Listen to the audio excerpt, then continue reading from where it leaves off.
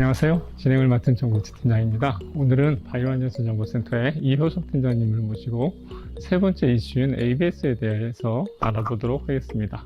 안녕하세요. 바이오안전수 정보센터에서 낙오유정서 관련된 업무를 담당하고 있는 이효석입니다. 얼마 전 바이오안전성 포털 뉴스에 코스타리카 ABS 인증에 대한 기사가 올라왔는데요. ABS라고 하면 자동차에 사용하는 그 ABS, 안티락 브레이크 시스템의 약자인가요? 그 ABS는 아니고요. 여기에서 ABS는 Access to Genetic Resources and Beneficiary의 약자고요. 직역하면은 유전자원의 접근과 이익 공유를 뜻하는 용어입니다. 생물다양성 협약의 부속 의정서인 나고야 의정서의 핵심 단어라고 할 수가 있습니다. 네, 그렇군요. 이번에 코스타리카의 ABS 인증이라는 것은 이익을 공유했다는 것을 확인해주는 그런 단계인가요? 네, 코스타리카 환경에너지부 소속의 국가생물다양성관리위원회에서 이 인증을 부여를 하는데요. 코스타리카에 있는 유전자원 또는 생물자원을 활용해서 만든 제품을 코스타리카나 국제적으로 판매하려는 회사는 이 인증을 받아야 됩니다. 그 생물자원을 이용해서 발생한 이익을 공정하고 공평하게 공유했다는 것을 인증받는 것이라고 할 수 있는데요. 어떤 의미에서는 이제 국제협약을 준수했다라는 의미도 가질 수 있고, 생물자원 재배자 등에게도 이익을 공유했다는, 생물자원 보존에도 힘쓰고 있다는 제품이라는 것을 강조하는 것이라고 할 수 있습니다.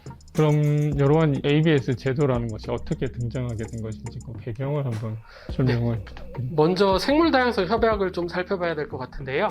유엔에서 1992년에 채택된 생물다양성 협약은 생물다양성의 보존이라든지 또 그 생물이나 생태계의 지속가능한 이용, 그리고 유전자원의 이용에서 발생하는 이익을 공평하고 공정하게 공유한다는 3대 목적을 가지고 있습니다.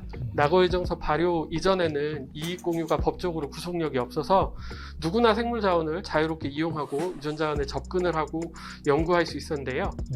이렇게 되면 이익을 얻을 수가 있었죠. 네, 이런 방식은 이제 연구개발 및 이용에는 효과적이지만 무분별하게 자원을 발굴하고 이용하다 보면은 자원 제공국의 생물다양성에 훼손을 야기할 수도 있고요. 또 생물자원을 재배하는 재배자들에게도 공평한 이익이 돌아가지 않는 그런 단점들도 있었습니다. 이런 상황 속에서 자원 보유국들과 그 생물자원을 이용하는 국가들이 이제 이익 공유를 하면 어떨까라는 그런 생각을 하게 됐고, 이런 거를 협상을 통해서 이제 긴 협상을 통해서 그 이견들을 좁혀나갔고, 결국에 이제 구속력이 있는 낙오유정서를 채택하고 여기에 ABS가 등장하게 되었습니다. 네, 그렇군요. 그러면 ABS 중에서 이제 실제 우리 생활 속에 관련 있는 사례를 좀 들어서 설명을 해주시면 좋을 것 같습니다. 네, 우리 생활 속에는 의약품이라든지 건강기능식품, 화장품 원료 이런 데들에 식물이나 미생물과 같은 동물도 포함되고요. 여러 이제 생물체에서 유래한 유용한 물질들이 이용이 되고 있는데요. 이런 것들이 생물 유전자원이라고 할 수 있습니다. 이 유전자원들이 기능성을 가지기 때문에 여기에는 부가가치가 많이 발생을 하고요. 간략하게 생각을 해보면은 식물 자체는 싼데 여기서 추출한 특정 물질이 효능을 가지고 있을 경우에는 이제 많은 이익이 발생하게 됩니다. 그렇기 때문에 유전자원의 연구개발 및 상업화로 인해서 발생한 이익을 공평하고 공정하게 공유할 수 있게 되는 것이죠. 그렇군요. 유전자원의 이용으로부터 발생하는 이익을 이제 나눈다는 것 같은데요. 그 이익은 누가 어떻게 나눠주는지 좀 설명을 부탁드립니다. 한 가지 예를 들어서 살펴보면 좋을 것 같은데요. 혹시 후디아라고 들어보셨나요? 아닙니다. 후디아 처음 들어보는데요. 네, 정채 팀장님은 다이어트하고는 좀 거리가 멀게 날씬하시니까 모르실 수도 있겠는데요.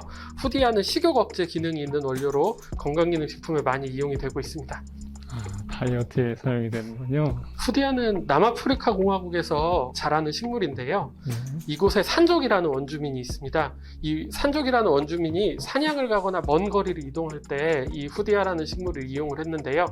허기를 좀 견디게 해주고 또 신체 상태를 양호하게 유지해주는 용도로 사용하는 식물이에요. 그러면 산족이 오래전부터 이제 전통적으로 사용해왔던 물질이라는 것이군요. 네, 일종의 전통 지식이라고 할 수 있죠. 이 후디아라는 식물에 관심을 가진 남아프리카 공화국의 과학산업연구협의회는 다국적 제약기업들이랑 연구계약을 맺고 식욕 억제 효과가 있는 물질을 발굴을 했고요. 특허도 출연하면서 이 물질을 상업적으로 활용해 많은 이익이 발생했습니다. 후디아라는 식물과 산족의 전통 지식에서 이익이 발생하게 된 거군요. 네, 맞습니다. 그런데 여기에 빠진 것이 있는데요. 뭐가 있을까요? 일단 빠진 것이라면 이익이 발생했으니까 그 이익을 공유를 해야 되겠죠? 네, 이익 공유가 필요하죠. 그거 말고도 빠진 게 하나 더 있습니다. 또 있나요? 이익을 공유할 대상이 있어야 하지 않을까요? 이익을 공유하는 당사자가 필요하죠. 후디아의 전통 지식을 보유하고 있는 산족이 빠져 있습니다. 원주민들인 산족이 이익이 발생했으니까 그 이익을 나눠 갖기 위해서 변호사를 선임했고요. 과학산업연구협의회와 협상을 진행하면서 후디아의 이용으로부터 발생한 이익을 공유받게 되었습니다. 그럼 유전자원의 이익 공유는 후대의 경우처럼 전통 지식을 가진 원주민만 할 수 있는 겁니까? 나고야 의정서에 따르면 생물 자원을 보유하고 있는 국가 또는 원주민과 생물 자원을 이용해서 생산하는 기업이 직접 계약을 통해서 이익 공유를 해야 하고요. 나고야 의정서 당사국은 국가 점검기관을 통해서 이 계약의 당사자가 되는 국가 책임기관에 대한 정보를 공개하도록 되어 있습니다. 그렇군요. 지금 말씀해 주신 부분에서 국가 책임기관, 국가 점검기관을 언급하셨는데 간단히 한번 좀 더 설명을 해주시면 좋겠습니다. 네, 용어가 좀 어려우실 수 있는데요. 일단 나고야 의정서 당사국은 국가 책임기관과 국가 점검기관을 지정하여 이제 운용을 하도록 하고 있습니다. 국가 책임기관 같은 경우에는 각 당사국의 유전자원, 자신의 나라에 있는 유전자원에 대한 접근 및 이용에 대한 승인을 담당하고 있고요. 또 이용국의 국가 점검기관은 해외에서 유전자원을 들여와서 이용하는 사람이 나고야 의정서를 준수했는지 점검하고 관련된 계약 정보 같은 것들을 수집해서 국제 점검기관에 통보해서 정보가 세계적으로 공개될 수 있도록 하는 업무를 수행합니다. 그렇군요. 승인하고 이제 정보 공개를 도와주는 일을 하게 되는 거군요. 그러면 저희 바이오안전수 정보센터에서는 어떤 역할을 하고 있는 겁니까? 네, 우리나라도 나고야 의정서 당사국으로서 국가 책임기관과 국가 점검기관을 운영하도록 하고 있는데요. 국가 책임기관은 우리나라 같은 경우에는 이제 각 유전자원의 이용 목적에 따라서 좀 구분을 하고 있습니다. 그래서 환경부, 농림축산식품부, 해양수산부, 과학기술정보통신부, 보건복지부가 담당을 하고 있고요. 또 이 기관들은 똑같이 국가 점검기관의 임무도 수행을 하고 있습니다. 여기에 산업통상자원부가 추가가 되는데요. 산업통상자원부는 이제 국가 점검기관 역할을 하고 있고요. 바이오안전정보센터는 산업통상자원부의 국가 점검기관 업무를 위탁을 받아서 수행하고 있습니다. 더불어 해외 유전자원을 이용하는 우리나라의 바이오 기업들이 그 유전자원을 이용하는데 어려움이 없도록 그리고 또 나고야 의정서를 잘 준수할 수 있도록 지원하는 업무도 함께 하고 있습니다. 그렇군요. 오늘은 나고야 의정서와 ABS에 대하여 말씀을 나눠봤는데요.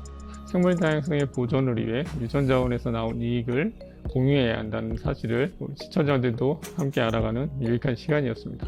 다음 시간에 또 좋은 컨텐츠로 다시 뵙겠습니다. 감사합니다.